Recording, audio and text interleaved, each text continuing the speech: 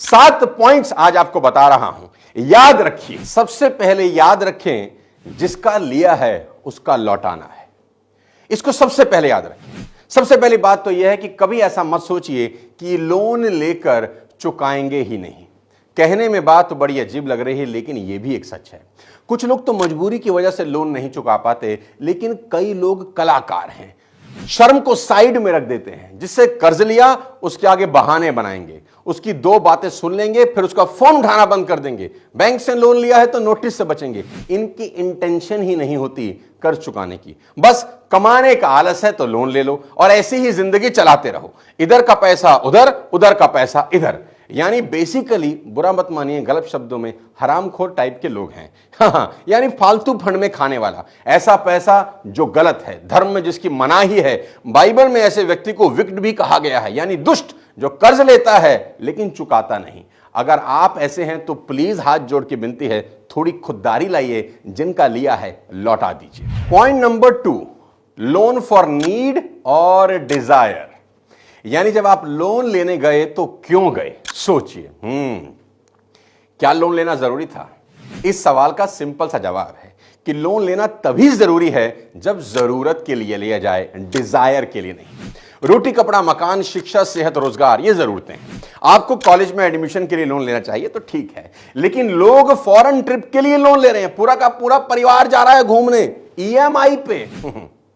महंगे आईफोन के लिए लोन ले रहे हैं। सैलरी 30,000 की और हाथ में आईफोन 14 प्रो चाहिए। मुझे तो समझ में नहीं आता कि ये हो क्या रहा है। मैं नहीं कह रहा कि ख्वाहिशें नहीं होनी चाहिए, लेकिन ख्वाहिशों के लिए लोन कभी नहीं लेना चाहिए, मेहनत करनी चाहिए। आपको 10,000 15,000 रुपए के फोन की जरूरत है, लेकिन 1 लाख का फोन आपकी ख्वाहिश है। मैं नहीं कह रहा ख्वाहिशें मत पालिए, लेकिन दोस्त मेहनत करके ख्वाहिश पूरी करिए, ईएमआई से नहीं। इसी तरह 6-7 लाख रुपए की कार एक जरूरत है, लेकिन 40 लाख रुपए की फॉर्च्यूनर एक ख्वाहिश है। ख्वाहिशें पूरी करिए, लेकिन मेहनत करके। पॉइंट नंबर 3, कैंची उठाएं और अभी के अभी अपने सभी क्रेडिट कार्ड को काट दें। ये मेरी पर्सनल सजेशन है। मैंने उठाई कैंची, मैंने निकाला अपना क्रेडिट कार्ड और अपने हाथ से इसको काट दें, ऐसे जैसे मैं काट रहा हूं। ऐसे ऐसे ऐसे ऐसे ऐसे काट दें। क्रेडिट कार्ड का इस्तेमाल ही मत करिए। अगर अभी भी इस्तेमाल कर रहे हैं तो सबसे पहले क्रेडिट कार्ड का जो डेब्ट है उससे बाहर निकलिए। जितना जल्दी हो सकता है उतना जल्दी निकलिए। याद रखें, सर पर अननेसेसरी कर्ज नहीं रखना, चाहे कुछ भी हो जाए। साथ ही साथ फर्जी लोन ऐप और अनलाइसेंस्ड प्राइवेट मनी लेंडर से कई कोस की दूरी बना लें। कुछ हो जाए, इनसे उधार नहीं लेना, मतलब नहीं लेना। और ये लोग अगर आपको परेशान कर रहे हैं तो सबसे पहले अपने घर में इसकी जानकारी दें। डरिए मत, क्योंकि ये लोग आपके डर का ही फायदा उठा रहे हैं। अपने घर वालों से कभी कुछ ना छुपाएं। गलती हो गई, एक्सेप्ट कर लीजिए। आपके घर वाले आपके सबसे बड़े वेल विशर हैं। और अगर जिनसे कर्ज लिया वो ज्यादा ही टॉर्चर करने लगे तो अपने पास के पुलिस स्टेशन में कंप्लेंट करें।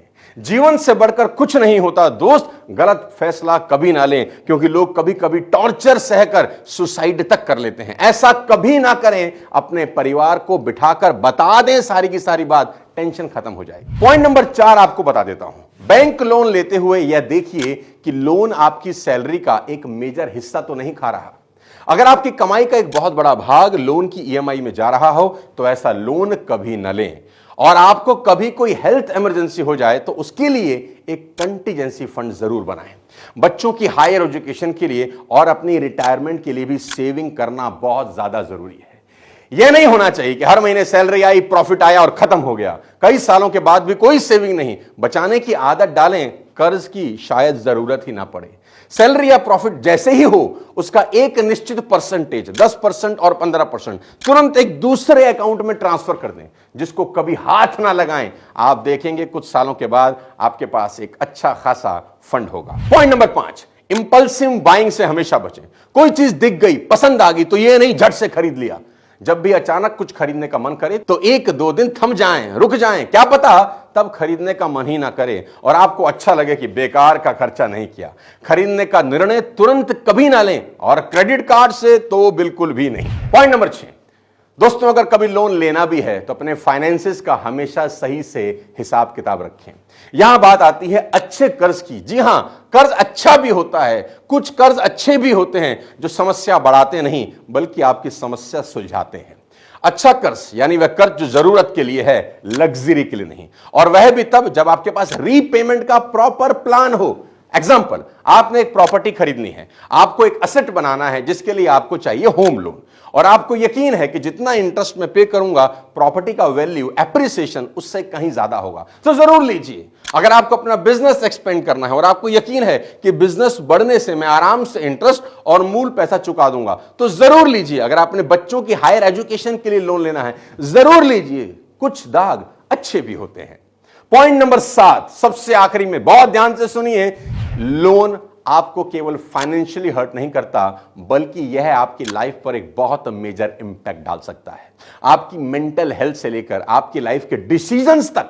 कई लोग हैं जो जॉब के 6-7 साल में सेविंग करते हैं और फिर अपना पैशन परस्यू करने के लिए जॉब छोड़ देते हैं, लेकिन जो इंसान डेब्ट ट्रैप में फंसा हुआ है वह जॉब छोड़ ही नहीं सकता।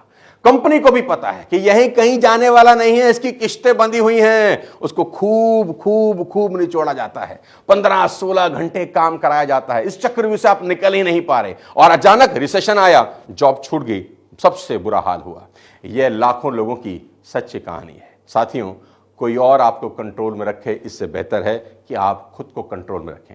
फिजिकल डिसिप्लिन मेंटेन जरूर करें।